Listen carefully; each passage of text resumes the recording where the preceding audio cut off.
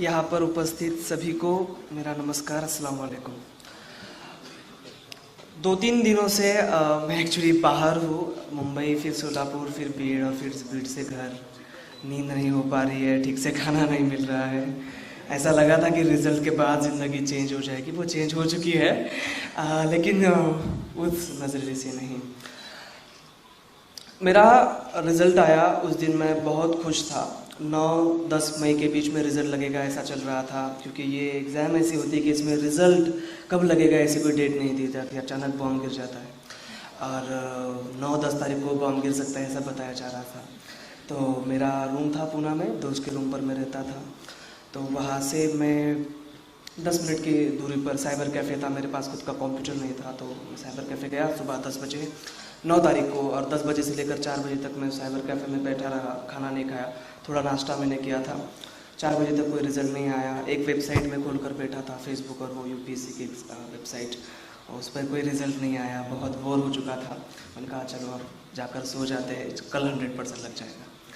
Room पर गया, थोड़ी नींद हुई 1-2 घंटे की बाद में 12 बज गए, फिर नींद ही नहीं आ रही थी, क्योंकि बहुत ज़्यादा एक्साइटमेंट थी, बहुत ज़्यादा भी डर भी था उसका मुझे, क्योंकि मैं क्यों ऐसा हो रहा था ये आपको आगे चल के बताऊँगा ही, आपको समझ में आ जाएगा कि वो दिन कितना अहम था मेरे लिए।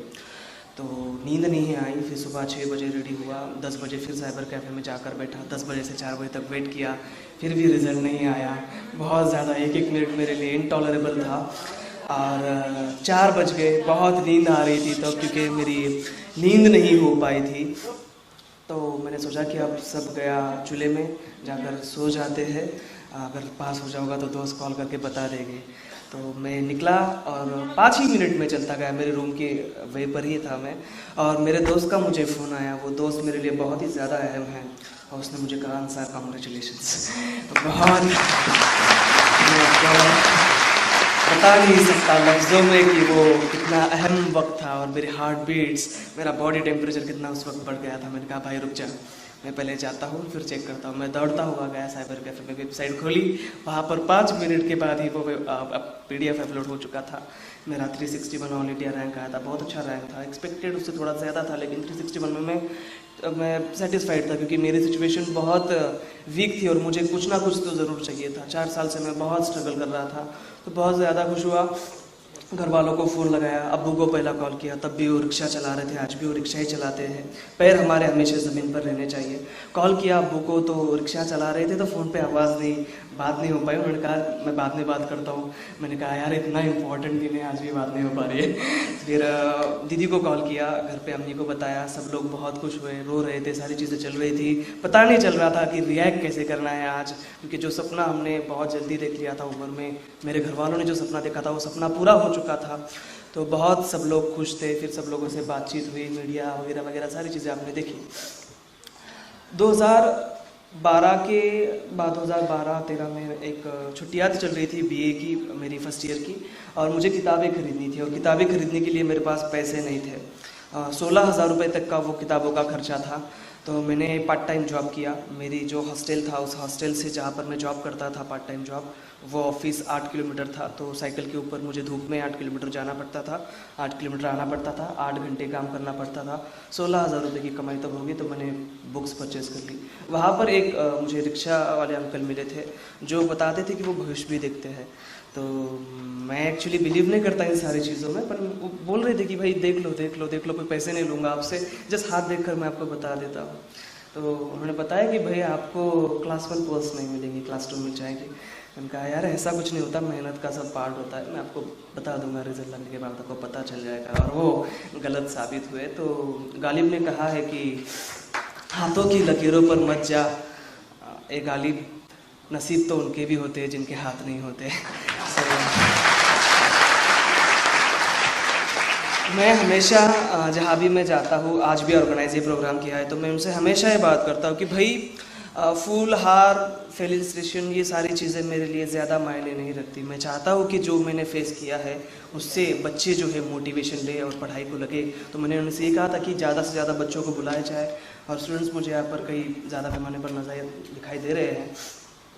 मेरा फैमिली बैकग्राउंड जो था बहुत ही ज़्यादा हम्बल था। मेरा बैकग्राउंड में शेलगांव तालुका बदनापुर डिस्ट्रिक्ट जालना अपना ही मराठवाड़ा, यहीं पर मेरा जन्म हुआ। झोपड़पट्टी में मेरा जन्म हुआ था।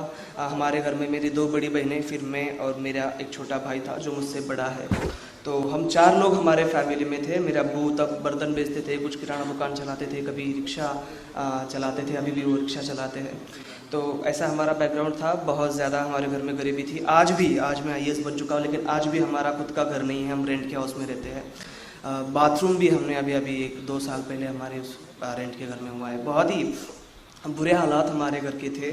हमारे घर में वो सारी चीज़ें जो हमारे देश के सामने आज बहुत बड़ी समस्या है, आप वो डोमेस्टिक वायलेंस की बात कीजिए, डाउरी कस्टम की बात कीजिए, चाइल्ड मैरिज की बात कीजिए, सारी चीज़ें मैंने देखी थी। 10th कक्षा में मैं जब था तब मुझे MSc जो कोर्स आता है वो कोर्स करना था, और उसके लिए हमारे पास पैसे नहीं थे। तो मैंने एक होटल था हमारे गांव में, रेस्टोरेंट था, उस होटल में मैं चाय सर्व करता था, टेबल साफ़ करता था, फर्श पूछता था। रात में 10 घंटे में काम करता था, 2 घंटे मुझे वो टाइम देते थे, तब जाकर मैं वो MSc का कोर्स करता था और उसमें मैं टॉप किया था। तो ऐसा ये पूरा बैकग्राउंड था हमारा। घर में हालात ऐसे थे कि कभी कभी खाने को भी नहीं होता था हमारे घर के अंदर। उसमें हमारे अब्बू पहले शराब पिया करते थे, तो और ज़्यादा प्रॉब्लम बढ़ जाती थी। तो ये सारी बुरी चीज़ें मुझे दिखाई देती थी। तो बहुत बार सवाल आता है कि भाई इतनी बुरी हालात है तो आप जी कैसे सकते हो, आप यहाँ इस मुकाम तक कैसे पहुँच सकते हो। तो उसका सबसे बड़ा अगर कोई रीज़न है तो वो रीज़न एजुकेशन है। मुझे हमारे घर से ज़्यादा पसंद कोई चीज़ थी, मेरे पेरेंट्स, मेरा आसपास का माहौल से भी ज़्यादा अगर मुझे कुछ पसंद था तो वो मेरे टीचर्स और मेरी स्कूल थी। क्योंकि बचपन से ही जिसे होशियार स्टूडेंट माना जाता है कि भाई ये बच्चा टीचर्स के साथ अच्छे रिलेशन रखता है, टीचर से बातचीत करता है, क्लास में सवाल पूछता है, जवाब देता है, तो वो स्टूडेंट्स टीचर्स को बहुत ज़्यादा पसंद आते हैं। तो उनसे मेरा बहुत कॉन्फिडेंस बढ़ता था। मुझे रिस्पेक्ट कभी मिली नहीं हमारे सोसाइटी में, हमारे घर में, आसपास के माहौल में, लेकिन स्कूल में बहुत रिस्पेक्ट मिलती थी। 6ठी कक्षा में मैं जब था, मुझे आज भी याद है कि जब मैं 6ठी कक्षा में था तब पूरी स्कूल मुझे पहचानती थी। 10वीं कक्षा के बच्चे, इतना फेमस मैं हमारे स्कूल में हुआ करता था। मुझे किताबों से बहुत ज़्यादा लगाव था, पढ़ना बहुत पसंद था मुझे, तो उसकी मैं पढ़ाई किया करता था। मुझे एलोक्यूशन जो वक्तृत्व स्पर्धा होती है कि जिसमें स्पीच देना होता है, तो मेरा वो स्किल था, तो उसमें मुझे प्राइजेस मिलते थे। फिर उतने 100-200 रुपये मुझे मिल जाते थे, तो वो मेरा खर्चा उस पर निकल जाता था। स्कूल में बहुत अच्छे टीचर मुझे मिले।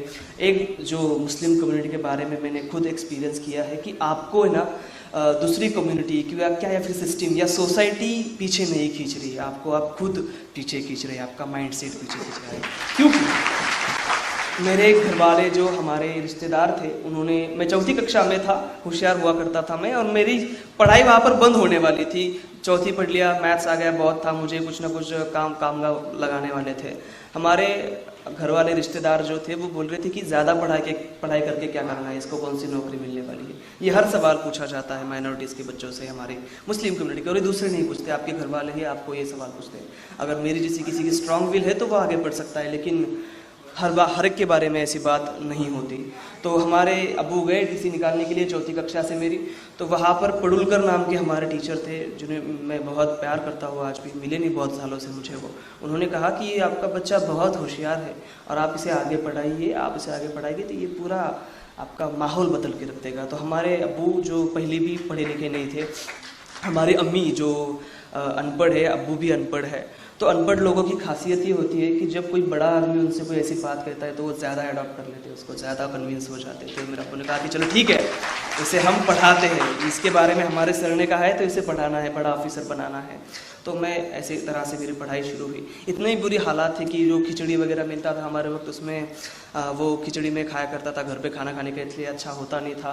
हमारे अम्मी के साथ एक हादसा हुआ, उसकी वजह से वो 1 साल तक मेंटल डिसऑर्डर उनको हुआ था, जिसे हमारी सोसाइटी में आज नेगेटिवली पागल कहा जाता है। 1 साल तक वो वैसे हालात थे। अब्बू ने 3 शादियाँ कर रखी थी, पहली बीवी, फिर हम, और फिर तीसरी शादी कर रखी थी। ऐसी पूरी ये चीज़ें चलती थी। स्कूल में जब मैं जाता था तो कभी कभी मेरी कपड़े फटे हुए थे, जो हमारा यूनिफॉर्म होता है ना जिला परिषद के स्कूल का, तो कभी कभी फटा हुआ होता था। और हमारे स्कूल इतनी अच्छी थी कि कितना भी होशियार बंदा हुआ, अगर वो रूल नहीं फॉलो करता तो बहुत पीटते थे। तो मैं पिटना नहीं चाहता था सबके सामने, तो मैं क्या करता था कि जब भी ऐसे मेरे कपड़े फटे हुए, सिलाने के लिए टाइम नहीं है, पैसे नहीं है, 10 बजे